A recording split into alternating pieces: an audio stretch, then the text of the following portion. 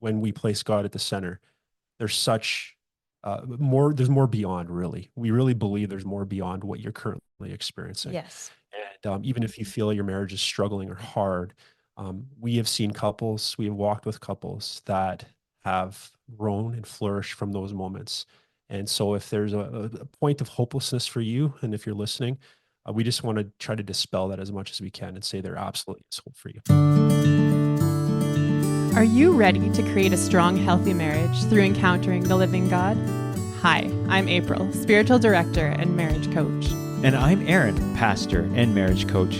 Even though marriage is God's idea, He didn't say it would be easy. The unique stories and expectations we bring into our new marriages can make them feel more like a minefield. Thankfully, God's desire is for marriages to be fully alive and healthy in Him. If this is what you're looking for, you've come to the right place. We want to help you hear from God and find the strong, living marriage He has for you. Welcome to the Living Marriages podcast. We are thrilled to have as guests on this episode two really dear friends of ours.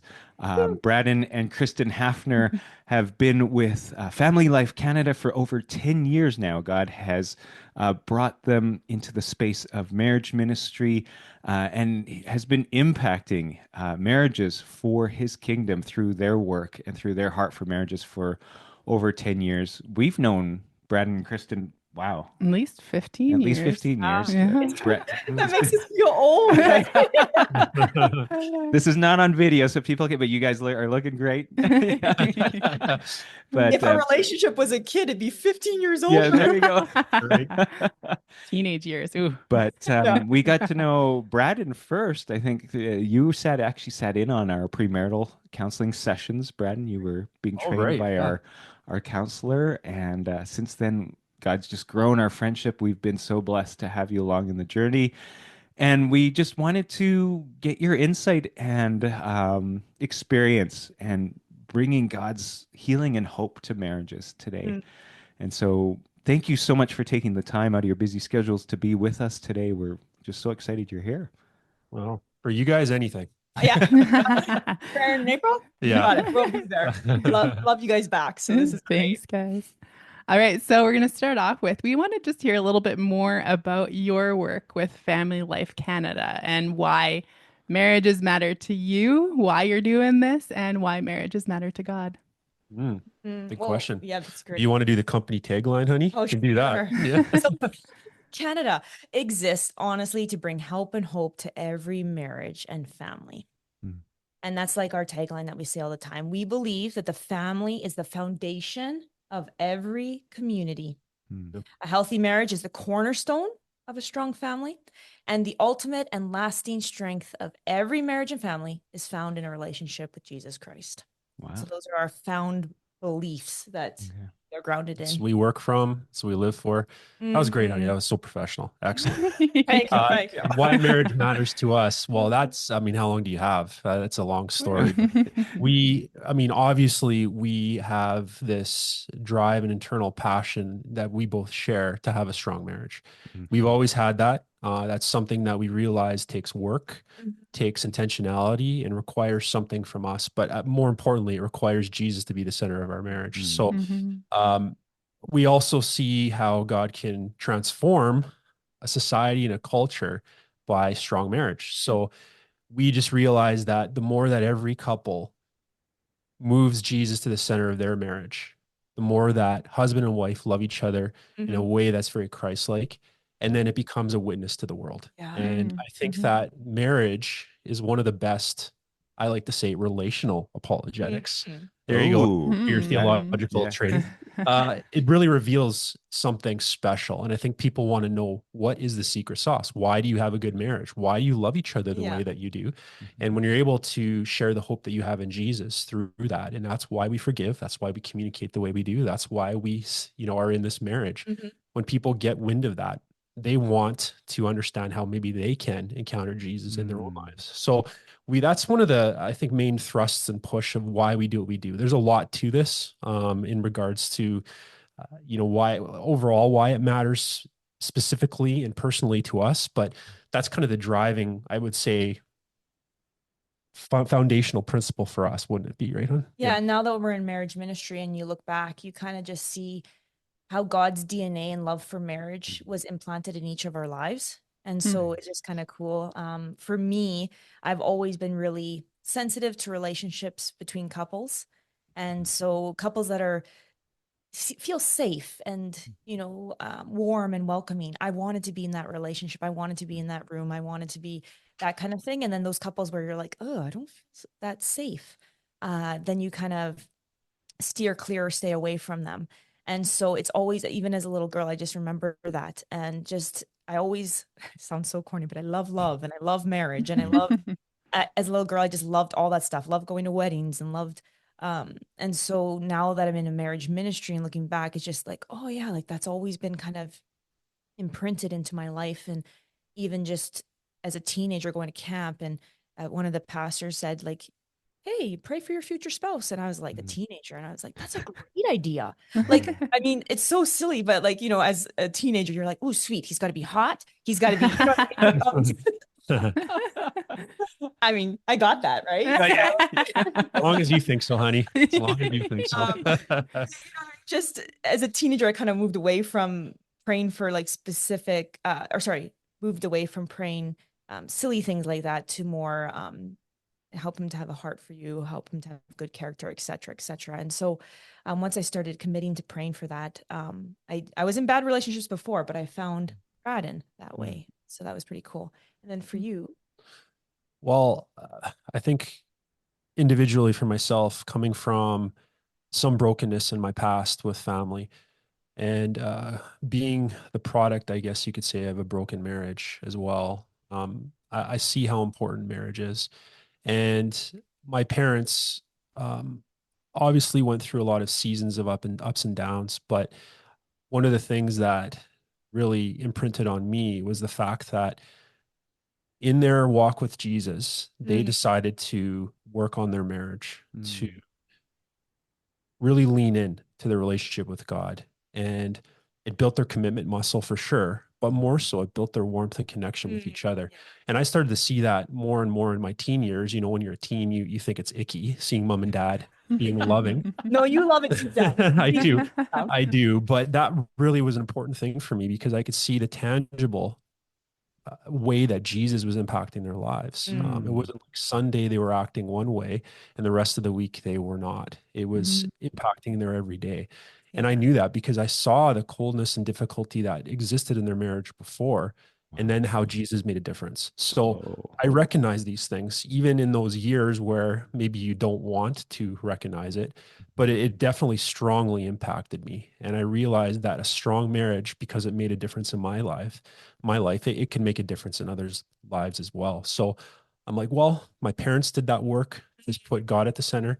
I think that matters. And I think if I do that with my future wife, God's going to use that.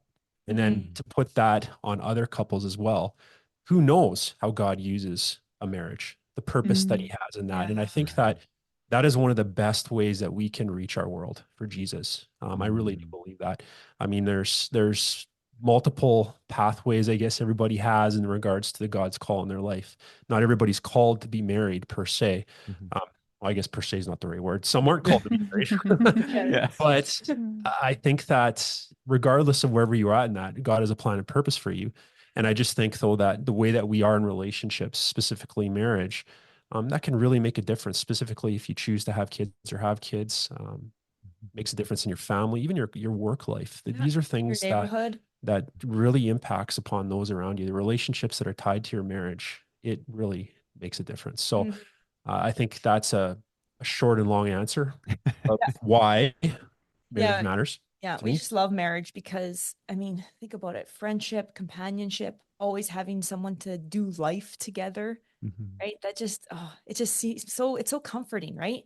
There's a spiritual benefit of pursuing God together, having one another's back, safety, security, right? The sexual intimacy that comes with that. The first person I'm going to call is Braden, whether it's good news or bad news, and vice versa. Absolutely, honey. Right? Just someone to celebrate with, growing old with. I realize that more and more as I age, but and as you said, if you have kids, right, sharing parenting, grandparenting duties together, inside jokes, right? Have fun together. Like Yeah. facing life's disappointments and challenges together, like having each other's back. No. Like, oh man, right? And just being a soundboard for each other. What do you think about this? It could be silly. It could be a more intense conversation, whatever it is. And just, yeah, there's just so much there. So I always kind of say, like, you and I always say, like, we're each other's home. So wherever Braden is, that's where home is. And wherever I am, that's where home is for you. And so it's just, we just love marriage because there's just so many things to that. It's a journey. It's not a destination. Yeah. And just journeying with it together, and seeing each other grow in maturity. And it's very, very cool. Very cool journey. You guys have cast such a beautiful vision for what marriage is, can be, God's heart for marriage, God's desire to be at the center of marriage, our marriages, and just the transformational power, Braden, as you're saying, of what it means to have Jesus in this marriage with us. You've worked with a lot of couples over your 10 years of working with family life. And so I'm sure you've seen a lot of marriages that haven't been flourishing, functioning well, healthy, kind of the way you were describing marriage just now. What would you say are some of, well, maybe let's even just do a top three. What have been some of the top three challenges that you've seen over the years that kind of just keep coming back over and over for marriages today? Sure. And one thing I want to say before we talk about the challenges is you're right. We have walked and journeyed with many couples, seen many couples, and we just want to say before we get into the challenges of why marriage can, have some struggle to it, that there is such hope. If you're listening out there, you might be thinking, well, my marriage doesn't reflect what you're saying. Right.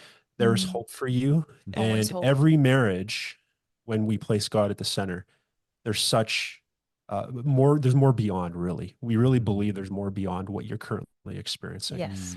And even if you feel your marriage is struggling or hard, we have seen couples, we have walked with couples that have grown and flourished from those moments.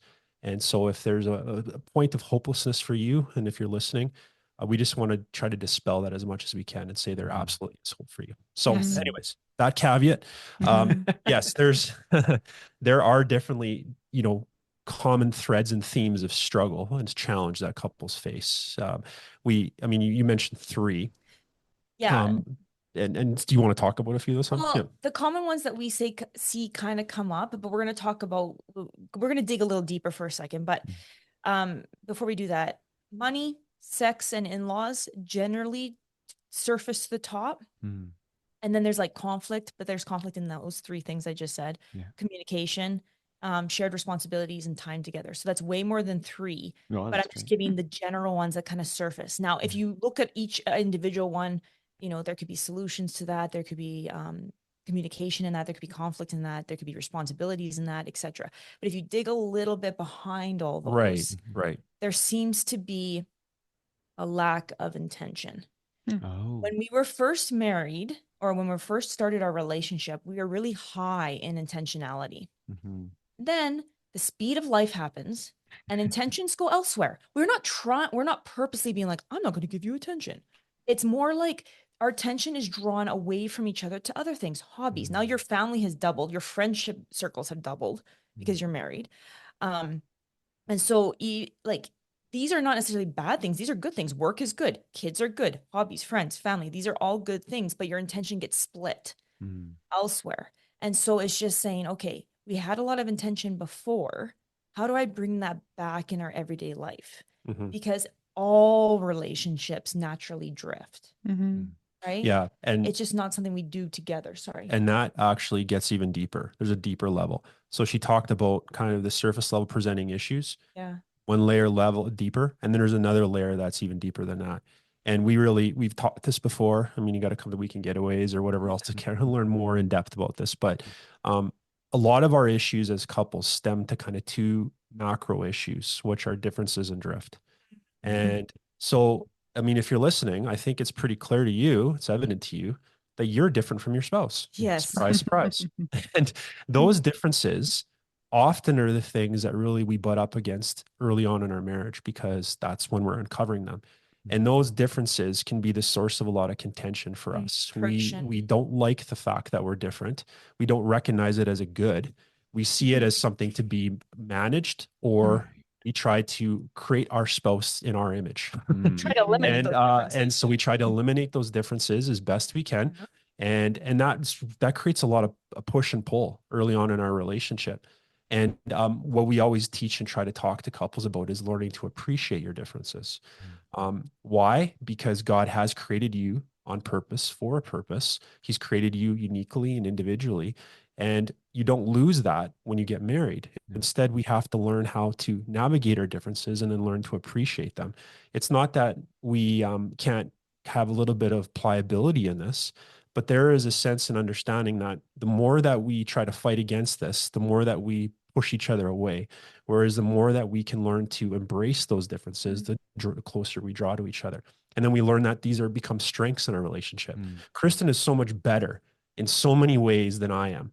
And while there's while those things might frustrate me, like for instance, she is very organized. She is very she's very much detail oriented, and I'm not. Those aren't strong suits for me. And what the fact that there's this difference that exists in our relationship, it can grate on me for sure. I can recognize the strength that she brings into the relationship and honor that, but at the same time realize there's things that she's just so much better at than I am, and vice versa. Well, and vice versa for sure. I was going to say. And so learning to appreciate those differences takes time. It's easier said than done though, hey?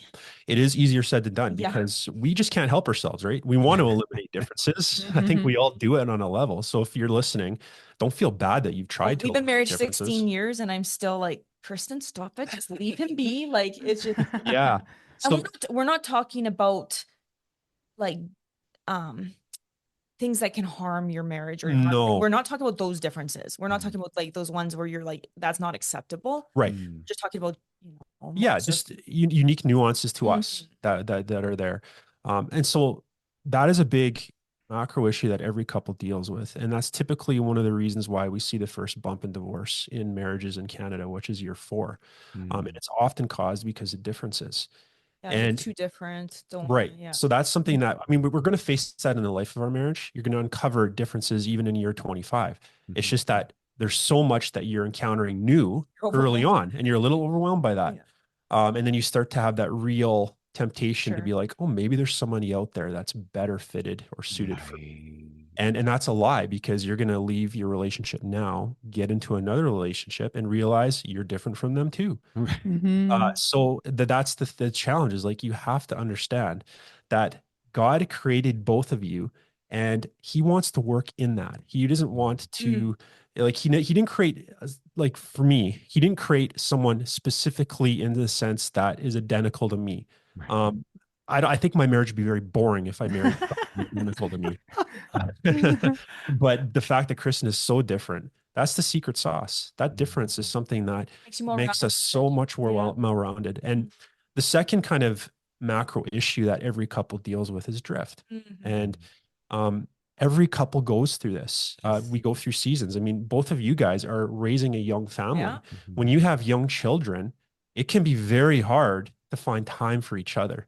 You're just focused on co-parenting and just keeping your head above the water. And it's a hard season to find time for each other, to steal time away together. And that's what so many couples go through, is a season of parenting, if they have kids, or even just life in general, where you're busy, hectic, pace is very hurried. It feels like at times it can feel out of control, but you're doing your best. And then year 2025 rolls around. Your kids are older. They don't need you the same way. And you look across each other at the proverbial table and are like, who are you? Because you haven't really spent that time engaging with each other. And it is hard. Every couple goes through that. But drift is something that every couple goes through. It is not something that like, we don't magically drift together. Drift never works that way. Naturally drifts apart. Marriage is an intention game. We have to have intention every minute, every hour, every day. And if we lose that, and that's the slow erosion that happens with drift, it becomes something that builds into a habit and a rut in our marriage. And it can be hard to come back from if we don't address the or stem the tide that drift is causing us to pull us apart a bit. So I don't know. Never drift into good things. No. So like, Yeah, when in life have you ever just drifted into something good? I just drifted and look at me. No, anything that you've gone after in life, you had intention. You wanted a college degree, you had to work for it. You wanted that career, you had to work for it. You wanted to get healthy and exercise, and you had to work for it. These are things you have to work for. And for some reason in marriage, maybe because of culture, we just don't assume that we have to do, or we don't think we have to do that in marriage. Like, because the way that culture portrays marriage is you find the one, and if you find the one, it's easy. Well, it's kind of, marriage is the finish line, Yeah. but it's not. It's the starting line. No. Yeah. And so I think that's a different view, that culture, right? Because all the movies end when they get married, right? Right. Yeah. I wish we could see them 5 years later. Yeah, exactly. Yeah. All right. And so we've talked about some of the challenges and just the depth below those surface level challenges. Thank you for giving us that framework to look at it. That's really interesting. I'm curious, as you've worked with couples and these things have come up, what are some stories of hope and healing that you've seen, whether in your marriage or in the marriages of those that you've worked with? Well, it's hard when we go through a Rolodex of stories in our mind to just pick a few. I mean, there are many that you encounter, and you have the privilege of journeying with couples.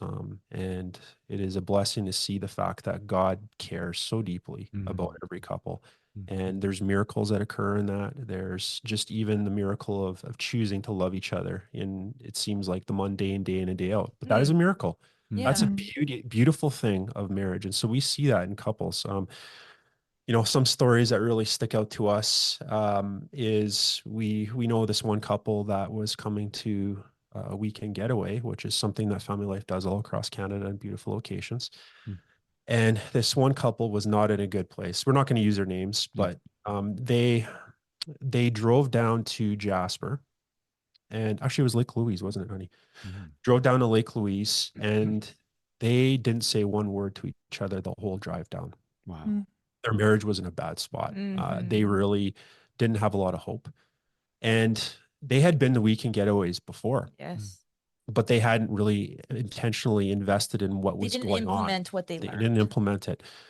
And this time they were in a crisis point. So they came down and they pulled us aside, I would say probably 3/4 of the way. Excuse me. 3/4 of the way through the weekend. And they were in tears. And we're like, oh.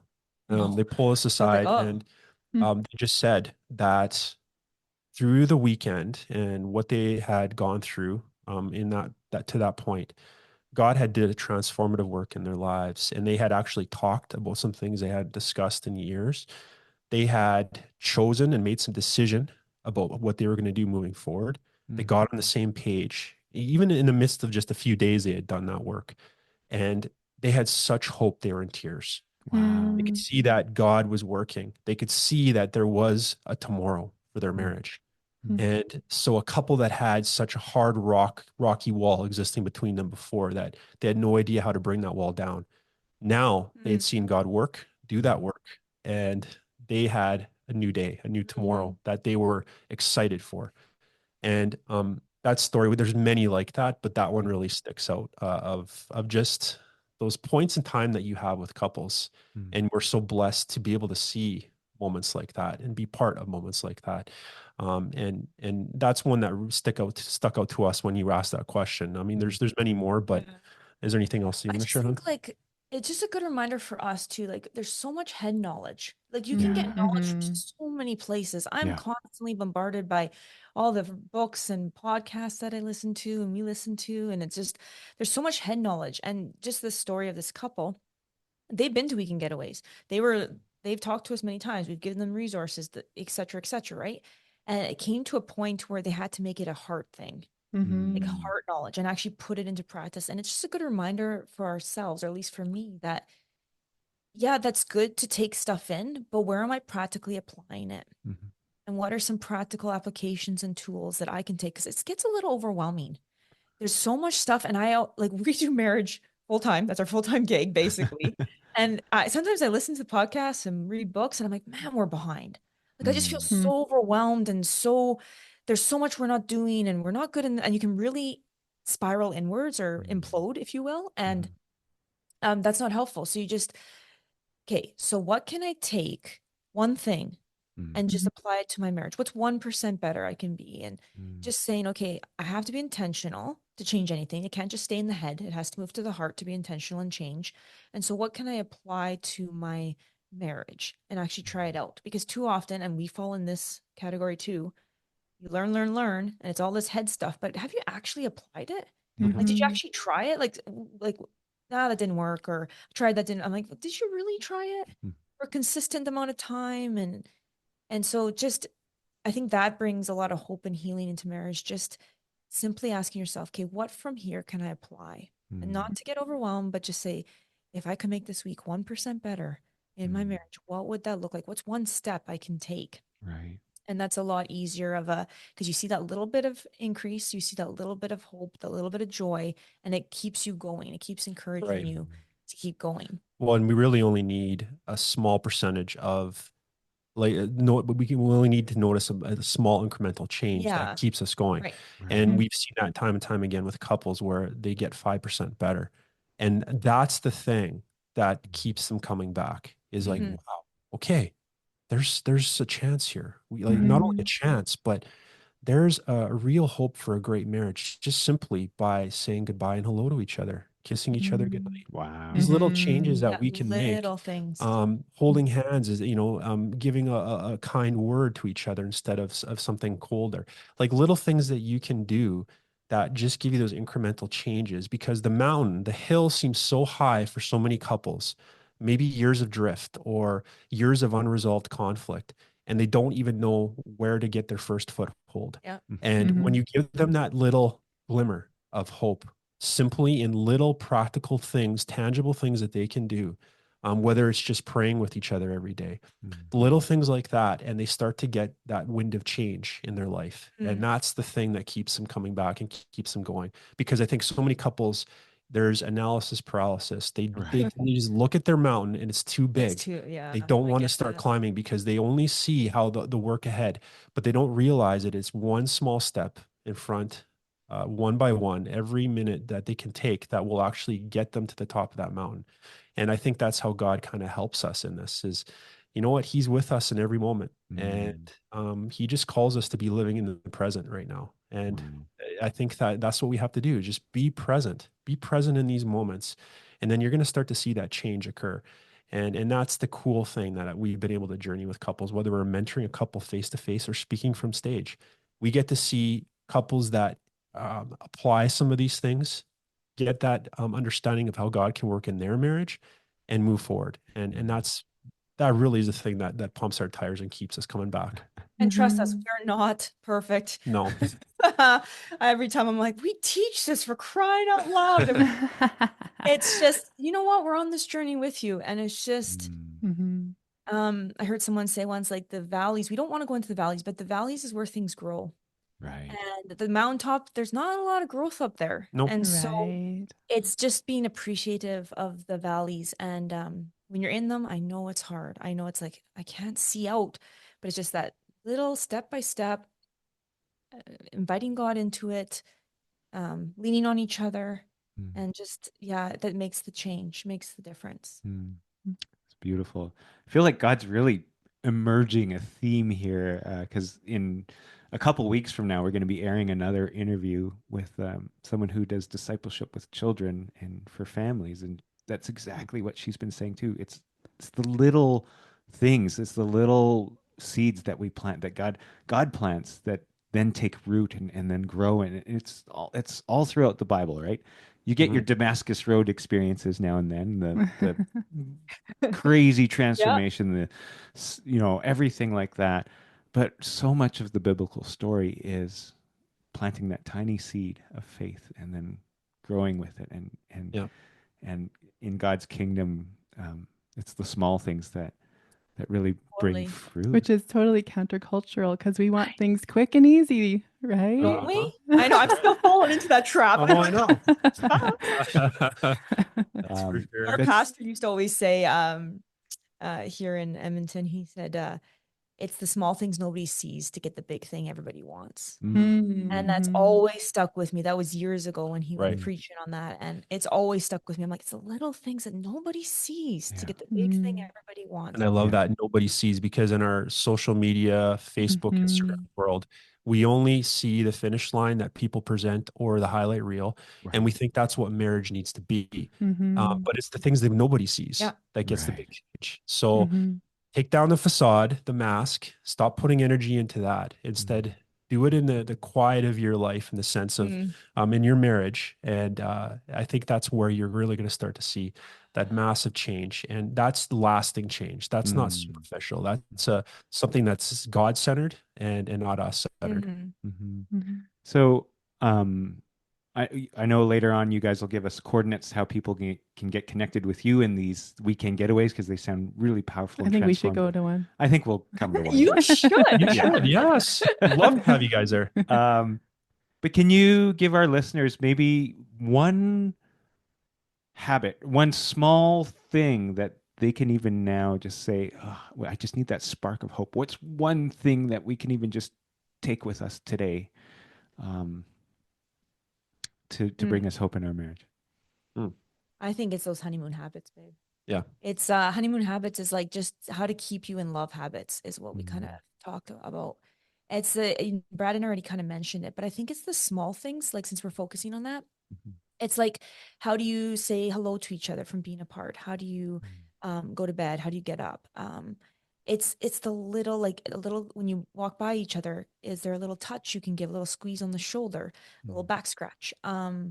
When you go and get a snack, can you get them a snack or fill up their water? Or it's just the little kiss goodbye. It's just those things compound, and you get a high interest rate for like you get a lot back for that.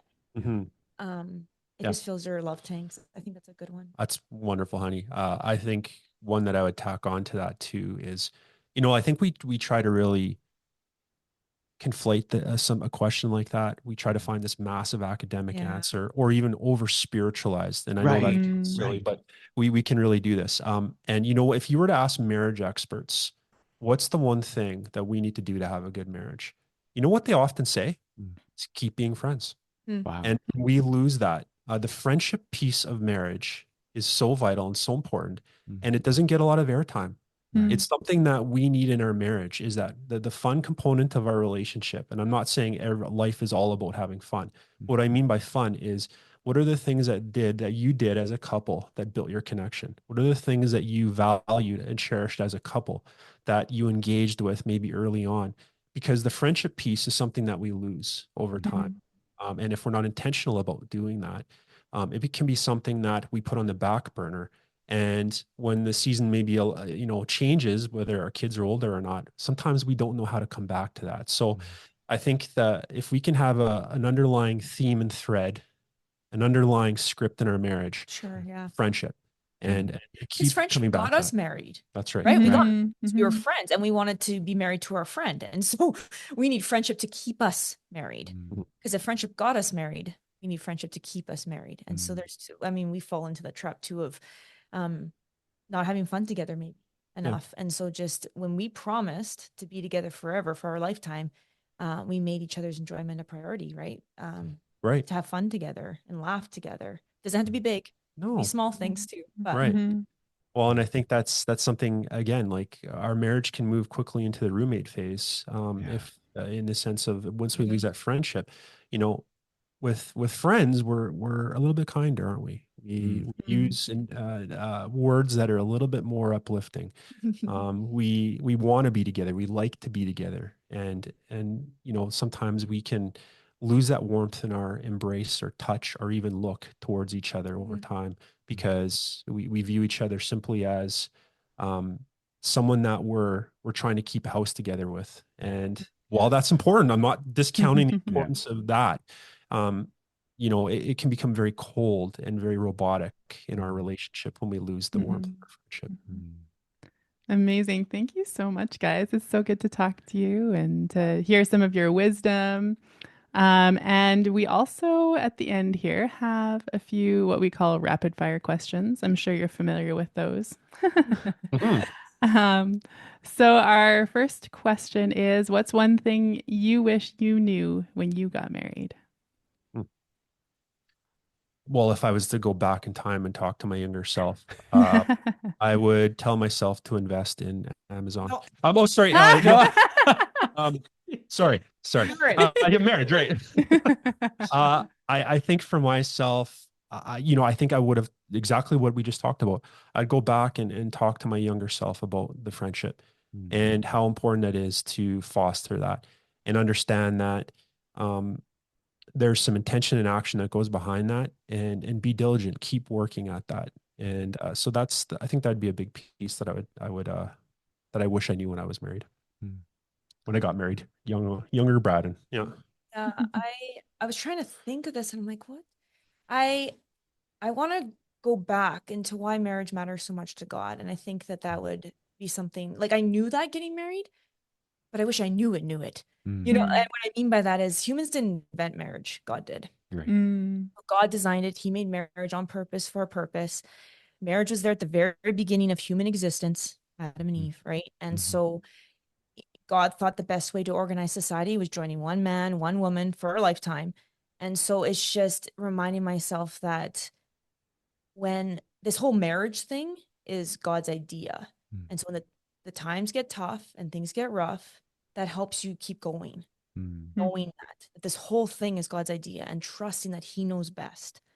And so I knew that, but just the constant reminder is a good thing. Yeah.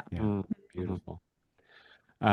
Second question, what's one indispensable thing that you guys have now in your marriage?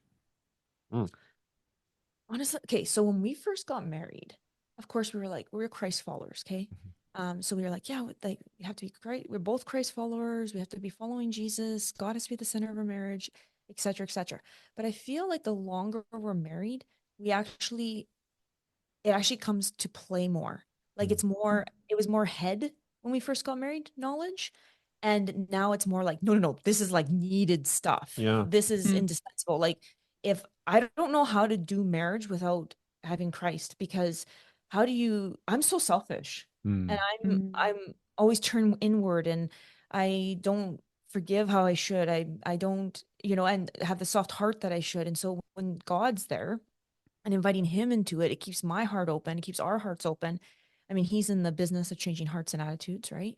And so I don't know how you do it without him. And so just the practicality of having God in your relationship, in a marriage is something that's so, I don't know how you do it without it. Is what I'm saying. I don't know either, because even the forgiveness piece, we forgive because we were first forgiven. And I think that like if you've been married for more than 5 minutes, you understand there's moments where we hurt each other and we say things we wish we could take back.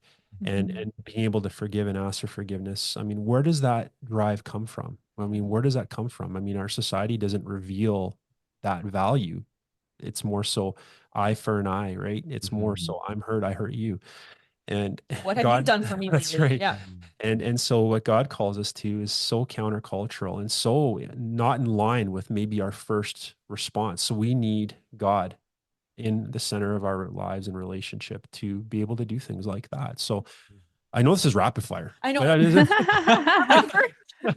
Sorry, you will listen to us. Yeah.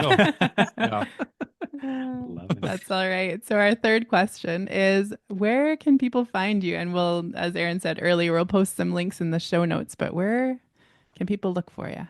Honestly, familylifecanada.com. There's a ton on there. Under the tab Growing Together has a ton of stuff on there. Facebook, Instagram is linked at the bottom of that page as well. There's just a lot there, hey? Yeah. I mean, explore the website, check it out. Love to see you at a weekend getaway. If any of you ever do, be like, we heard you on the Living Marriages podcast. I know. Do you know off the top of your head when the next one is? Yes. The next one is in Niagara on the Lake. So that's, but the one in Alberta is Lake Louise in April. last Okay. weekend of April. Yep. And so 2025, because this is a podcast, so someone might be listening. Right. Yeah. Oh, yeah, that's right. 2025. We're listening in 2026. More Yeah. coming your way. Don't worry. Just check the website out. generally Alberta is Jasper and Lake Louise. So Yeah. Jasper in November, Lake Louise in April. That's been consistent for 10 years, Yeah. give or take. So We're all across Canada, though, even if you're we listening. are Victoria. Unfortunately, Yeah. we're not in Malta yet. Maybe some, well, we'll see. Yeah. Right? Well, Braden and Kristen Hafner, what a treat. What an inspiration. Thank you so much for giving us a picture of God's heart, incredible heart for marriage and the incredible hope that he brings for marriages, Yes. and even just some of the small practical tools that he's given us to go along the way. So again, thanks for taking the time to be with us, and God bless Thanks you for in your having mission. us. Yeah. Well, and thanks for doing what you're doing. Yes. I think this podcast and the fact as a couple that you've chosen to put walking your in hand with- up to this, we are just so pleased to see God use you in this way. So keep going. We're honored to know you guys. Thank you. Thanks, guys. Thank you so much for the privilege of journeying together with you. Before you go, if you've been blessed, inspired, or challenged by what you've heard today, please bless us by subscribing and leaving us a review on iTunes or Apple Podcasts. Share this podcast with your friends and come visit us at our website, livingmarriages.com. Until next time, praying the light and life of God's love over you and your marriage.